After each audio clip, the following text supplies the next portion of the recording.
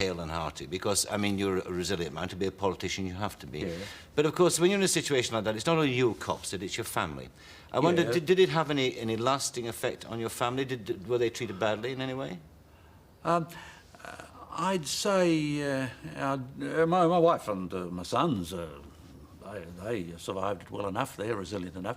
But there would be instances where I think our daughter suffered from it, yeah. In what instance? Can well, you tell me she one? was a well-qualified person, you know, had a degree and diploma as teaching.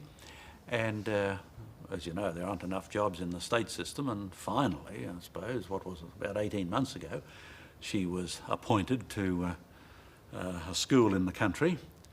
And the local committee and clergy, parents and that were delighted to have her. She did have the qualifications.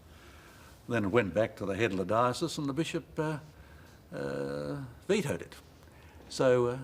on what grounds? Because of the name. Because of her surname. Were you told specifically that, were you? I wouldn't say it if I wasn't quite sure that it is accurate. Yes.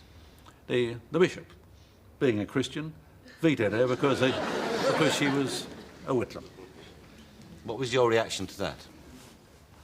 Oh, well, she's now got a job which I think she likes much better. Oh, good. And, but, you know, obviously that is disillusioning. Yes. And, well, you know, I've said it factually, I suppose. That's upsetting, yes. But I think all of us, including the daughter, are resilient enough, yeah.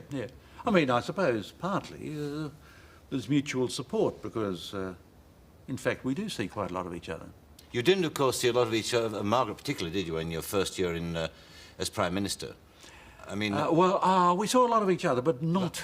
in a social sense? Alone, not alone. You had much less time together alone than you would. That's true enough, yeah. Now, you mentioned earlier in the first part... I mean, she's, you know, quite an extrovert person and so on, so she's used to company, she had been, and so on, so... But nevertheless, it is true, I suppose. We were alone less.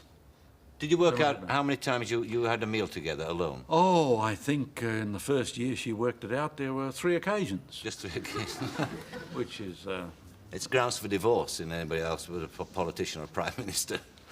Yes, although we didn't contemplate, you know, that long together, you might as well see it through. That's right.